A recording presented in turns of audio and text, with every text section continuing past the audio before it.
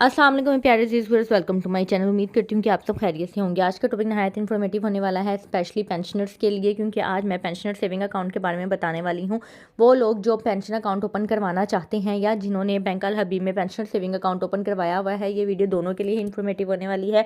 क्योंकि जो लोग अकाउंट ओपन करवाना चाहते हैं, जैसा कि आप जानते हैं कि पेंशनर्स के जो अकाउंट ओपनिंग डॉक्यूमेंट्स होते हैं वो बाकी अकाउंट होल्डर्स की निस्बत मुख्तलिफ होते हैं। तो वो डॉक्यूमेंट्स आप कैसे अरेंज कर सकते हैं, क्या क्या डॉक्यूमेंटेशन होती है। इसके अलावा बैंक अल हबीब में नो डाउट के सबसे ज़्यादा जो है वो प्रॉफिट रेट प्रोवाइड किया जा रहा है।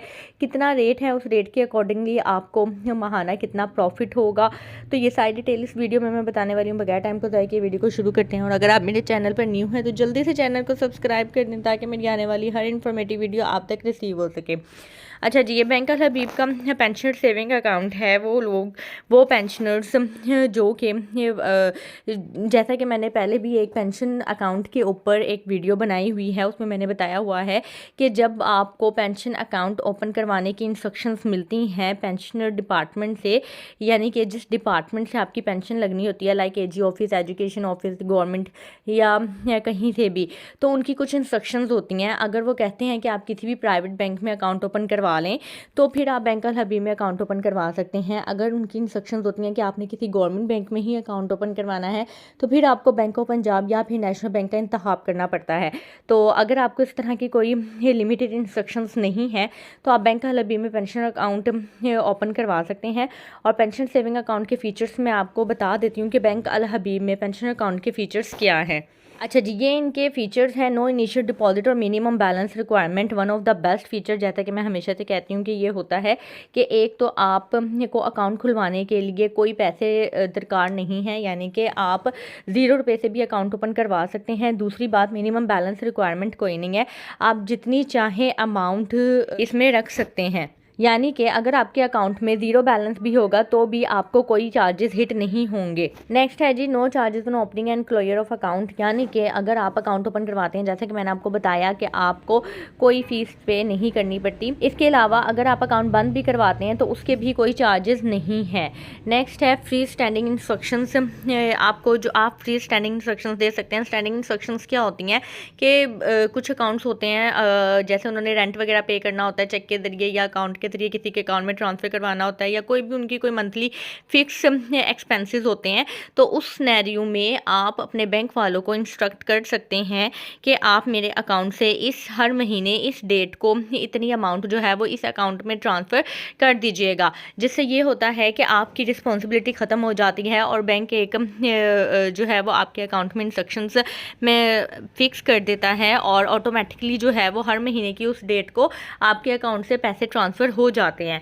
फ्री अल हबीब मोबाइल इंटरनेट बैंकिंग, आप internet banking mobile application free इस्तेमाल कर सकते हैं। फ्री चेकबुक है, फ्री SMS अलर्ट्स हैं, बैंकर चेक फैसिलिटी है लेकिन वो फ्री नहीं है। फ्री पे पाक डेबिट कार्ड पेंशनर्स के लिए मोर देन इनफ होता है, क्योंकि इसकी लिमिट जितनी पेंशनर्स को चाहिए होती है ऑलमोस्ट उतनी ही होती है। पे पाक डेबिट कार्ड, जैसे कि मैं हमेशा से बताती हूँ कि सिर्फ पाकिस्तान में इस्तेमाल होने वाला कार्ड है।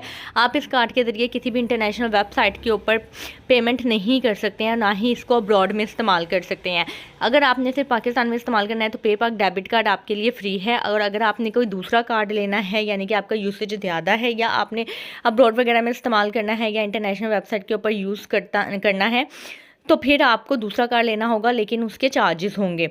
Next, attractive rate of profit. No doubt इनका जो रेट ऑफ प्रॉफिट है पेंशन अकाउंट के ऊपर वो अच्छा है, वो मैं अभी आपको बताती हूँ कि क्या है। ऑनलाइन बैंकिंग फैसिलिटी, आप किसी भी मीन के फॉर एग्जांपल अगर आपका लाहौर में ब्रांच है तो आप इस्लामाबाद की किसी भी अल हबीब की ब्रांच में डिपॉजिट या विड्रॉ करवा सकते हैं, तो ऑनलाइन बैंकिंग फैसिलिटी है। इसके अलावा इंडिविजुअल सिंगल अकाउंट ओनली, आप ये अकाउंट सिर्फ और सिर्फ इंडिविजुअल सिंगल अकाउंट ओपन करवा सकते हैं, जॉइंट अकाउंट ओपन नहीं करवा सकते। मंथली प्रॉफिट पे आउट, माहाना बेसिस पे आपको प्रॉफिट मिलेगा, हर महीने की पहली तारीख को आपके अकाउंट में आ जाएगा। और ये कैलकुलेट कैसे होगा, profit will be calculated on monthly average balance. जो भी आपका पूरे महीने का मंथली एवरेज बैलेंस निकलेगा उसके ऊपर ये प्रॉफिट कैलकुलेट होगा। मैं जल्द ही जो है वो मंथली एवरेज बैलेंस की कैलकुलेशन के ऊपर एक सेपरेट वीडियो बनाऊंगी कि ये बैंक के अंदर मंथली एवरेज बैलेंस किस तरह से कैलकुलेट होता है। नीचे पे पाक डेबिट कार्ड के बारे में जो है वो लिखा हुआ है, जो कि मैंने आपको बताया है कि पे पाक डेबिट कार्ड फ्री है, लेकिन अगर इसके अलावा कोई भी कार्ड लेंगे तो उसके ऊपर आपको चार्जेस हिट होंगे। अब हम जो है वो इसके डॉक्यूमेंट्स देख लेते हैं जो कि नहायत ही इंपॉर्टेंट है। पेंशनर्स के अकाउंट ओपनिंग डॉक्यूमेंट्स जैसे कि मैंने आपको बताया कि बाकी कस्टमर की निस्बत डिफरेंट होते हैं, तो कोई ऐसा मसला नहीं है। मैं आपको एक एक डॉक्यूमेंट स्पेसिफिकली बताऊंगी कि ये डॉक्यूमेंट आपको कहाँ से मिलेगा और क्या है। सबसे पहले तो कॉपी ऑफ वैलिड CNI, ये तो आपको पता ही होगा। आपका आइडेंटिटी कार्ड जो भी है, बेशक वो स्मार्ट कार्ड है, नेशनल आइडेंटिटी कार्ड है, नाइकोप है, जो भी है वो आपको देना होगा, ठीक है। उसके बाद successful biometric verification in case biometric verification can not be perform due to genuine reason और technical issues, verification of ID document will be perform using various और रेफर्ड। अच्छा, ये क्या होता है कि आप को बायोमेट्रिक वेरिफिकेशन देनी होती है इन केस, क्योंकि पेंशनर्स जो होते हैं वो जाहिर बात है कि एजड पर्सन होते हैं, सम टाइम उनकी बायोमेट्रिक नहीं हो पाती है। उसके लिए मैं आपको सजेस्ट करूँगी कि आप जब भी घर से जाएँ अकाउंट ओपन करवाने के लिए, तो आप अपने हाथ अच्छी तरह वॉश करके जाएँ। इसके अलावा अपने हाथों में अच्छी तरह जो है वो कोई ना कोई अच्छा मॉइस्चराइज़र लगा के जाएँ, क्योंकि सम टाइम ऐसा होता है कि ड्राइनेस की वजह से भी आपके फिंगरप्रिंट्स नहीं आते हैं। तो अच्छी तरह मॉइस्चराइज़र लगा के जाएँ, हाथ धो के जाएँ, मॉइस्चराइज़र लगा के अच्छी तरह हाथों को मॉइस्चराइज़ करके जाएँ, तो आपकी बायोमेट्रिक आ जाएगी। इन केस अगर नहीं भी आती है तो परेशानी की बात नहीं है। वेरिसेस एक वेबसाइट होती है, वहाँ पे आपके ID कार्ड का नंबर और इशू डेट मेंशन करके आपका वेरिसेस निकाला जाता है और फिजिकली आपको वेरीफाई किया जाता है। अच्छा जी, नेक्स्ट है जी PPO नंबर। PPO नंबर क्या होता है? Pension payment order. ये इन्होंने इसके आगे लिखा हुआ है कि ऑप्शनल है, अगर है तो दे दे, नहीं है तो कोई बात नहीं। PPO नंबर बेसिकली मेंशन कहाँ पे होता है? अगर तो आपकी न्यू पेंशन लगी है तो अभी PPO नंबर आपका नहीं होगा। PPO नंबर थोड़े दिन के बाद डिपार्टमेंट इशू करता है, या फिर अगर डिपार्टमेंट ने आपको PPO नंबर इशू कर दिया है तो वो आपकी पेंशन बुक के ऊपर या फिर आपकी पेंशन स्लिप के ऊपर मेंशन होगा। आप वहाँ से इनको PPO नंबर बता सकते हैं। और इन केस अगर नहीं भी है उस वक्त अकाउंट ओपनिंग के वक्त, तो कोई ऐसा मसला नहीं है। जब बाद में आपको PPO नंबर इशू होगा तो आप उसको बाद में अपडेट करवा सकते हैं। नेक्स्ट है जी pension book and pension certificate optional. ये भी ऑप्शनल है, अगर है तो आप दे दें। पेंशन बुक किस सिनेरियो में बनती है कि फॉर एग्जांपल अगर आपकी फैमिली पेंशन है तो आप की एक पेंशन बुक होती है, पासपोर्ट बुक की तरह होती है। पेंशन बुक के ऊपर आपकी तमाम तरह डिटेल्स लिखी हुई होती है। और अगर आपकी फैमिली पेंशन है तो जो मेन बंदा काम, फॉर एग्जांपल हस्बैंड की पेंशन थी जो कि अब हस्बैंड की वफात के बाद उनकी विडो को मिल रही है, तो ये फैमिली पेंशन कहलाती है। और फैमिली पेंशन में क्या होता है कि ये पेंशन बुक आपको प्रोवाइड की जाती है, जिसमें शुरू में जो है वो आपके हस्बैंड की डिटेल लिखी हुई होगी, ये जो कि वफात पा गए हुए हैं, और उसके बाद वही ये जो पेंशन है वो आपके नाम पे ट्रांसफ़र होगी और आपकी आगे से डिटेल लिखी हुई होगी। तो ये पेंशन बुक होती है। इसके अलावा ये पेंशन बुक आपको जो है वो डिपार्टमेंट से मिलती है, बैंक वाले प्रोवाइड नहीं करते हैं। नेक्स्ट है लाइफ सर्टिफिकेट या बायोमेट्रिक वेरिफिकेशन। अगर बायोमेट्रिक वेरिफिकेशन हो जाती है तो वेल एंड गुड, आपको लाइफ सर्टिफिकेट देने की ज़रूरत नहीं होती, क्योंकि जाहिर बात है कि बायोमेट्रिक वेरिफिकेशन फिजिकली एग्जिस्टेंस से ही पॉसिबल होती है।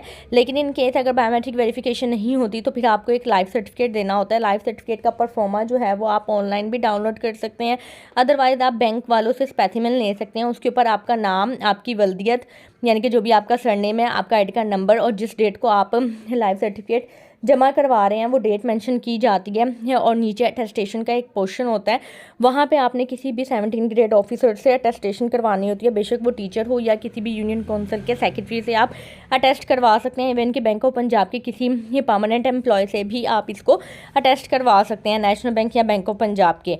ये होता है लाइफ सर्टिफिकेट। इसके अलावा अगर आपकी फैमिली पेंशन है, यानी कि आपको आपके किसी भी विडो को उनके हस्बैंड की मिल रही है या फिर उनके फादर की मिल रही है, तो उस सिनेरियो में आपको मैरिज सर्टिफिकेट भी देना होता है। मैरिज सर्टिफिकेट में सिर्फ हेडिंग ही चेंज होती है, बाकी सारा स्पेसिमेन जो है वो लाइफ सर्टिफिकेट की तरह ही होता है। स्पेसिमेन ये आपको मिलेगा बैंक से, आप वैसे भी डाउनलोड कर सकते हैं, डिपार्टमेंट से भी स्पेसिमेन ले सकते हैं, और उसकी अटेस्टेशन आपने किसी 17 ग्रेड ऑफिसर से करवानी होती है। नेक्स्ट है duly sign foreign account tax compliance act, यानी कि FATCA फॉर्म होता है। FATCA फॉर्म आपको बैंक वाले देंगे और बैंक वाले ही साइन करवाएंगे। नेक्स्ट है photocopy of option form duly sign by the pensioner. Option form भी बैंक वालों से मिल जाता है। बैंक वाले ये ऑप्शन फॉर्म के ऊपर क्या क्या होता है कि ये किसकी पेंशन है, सेल्फ पेंशन है या फैमिली पेंशन है, आपका PPO नंबर क्या है, आपको किस डिपार्टमेंट से पेंशन आ रही है, और आपकी रिटायरमेंट डेट क्या है, तो ये सारी चीज़ें ऑप्शन फॉर्म के ऊपर लिखी हुई होती हैं।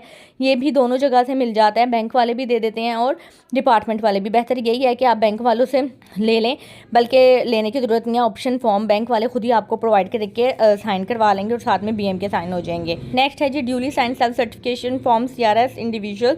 अच्छा, CRS जो है ये भी बैंक वालों का ही डॉक्यूमेंट है और बैंक वाले आपसे CRS साइन करवाएंगे, आपको इधर उधर से लेने की ज़रूरत नहीं है। तो होपफुली आपको समझ आ गई होगी। ये नेक्स्ट मैं आपको बता देती हूँ कि जो पेंशनर्स हैं उनको हर 6 महीने के बाद अपना लाइफ सर्टिफिकेट या बायोमेट्रिक वेरिफिकेशन करवानी होती है।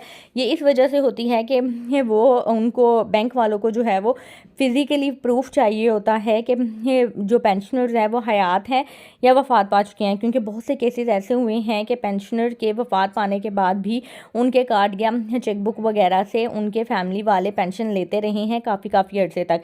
इसी वजह से इसी फ्रॉड से बचने के लिए डिपार्टमेंट वालों ने और बैंक वालों ने आपस में तय करके जो है वो ये एक रूल बनाया है कि नॉन मैरिज सर्टिफिकेट जो है वो साल में एक दफ़ा और लाइफ सर्टिफिकेट जो है वो हर 6 महीने के बाद आपको प्रूफ देना होगा।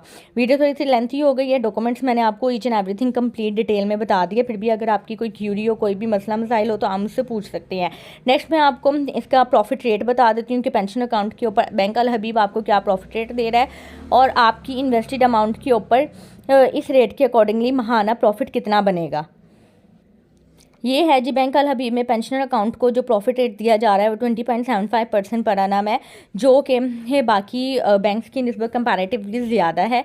जैसे कि मैंने आपको बताया कि अगर आपको डिपार्टमेंट की तरफ से कोई रिस्ट्रिक्शंस नहीं है और आप किसी भी प्राइवेट बैंक में अकाउंट ओपन करवा सकते हैं, तो आप बैंक अल हबीब में पेंशन सेविंग अकाउंट ओपन करवा सकते हैं, जिसके ऊपर आपको पेंशन भी मिलती रहेगी और आपकी रखी हुई अमाउंट के ऊपर माहाना बेसिस पे आपको प्रॉफिट भी मिलता रहेगा। अब हम इसकी कैलकुलेशन कर लेते हैं प्रॉफिट की। मैंने आपको बताया कि इसका जो प्रॉफिट है वो मंथली एवरेज बैलेंस के ऊपर होता है। मंथली एवरेज बैलेंस के बारे में मैं अक्सर बताती आई हूँ। अगर पूरा महीना फॉर एग्जांपल आपके अकाउंट में 1 लाख रुपए रखा हुआ है तो उसकी एवरेज भी 1 लाख ही निकलेगी। मंथली एवरेज बैलेंस के ऊपर आपका जो रेट एप्लीकेबल होगा वो 20.75% है। फॉर 1 लाख की इन्वेस्टमेंट के ऊपर 20.75% के अकॉर्डिंगली अगर हम निकालें तो ये बनता है 1 साल का 20,750, क्योंकि आपको महाना बेसिस पे प्रॉफिट मिलना है। 12 से इसे डिवाइड कर दें 1729 बनता है। जैसा कि आप जानते हैं कि फाइलर को 15% टैक्स कट होता है और नॉन फाइलर को 30%। इसका हम 15% ले लेंगे तो ये बनेगा 259।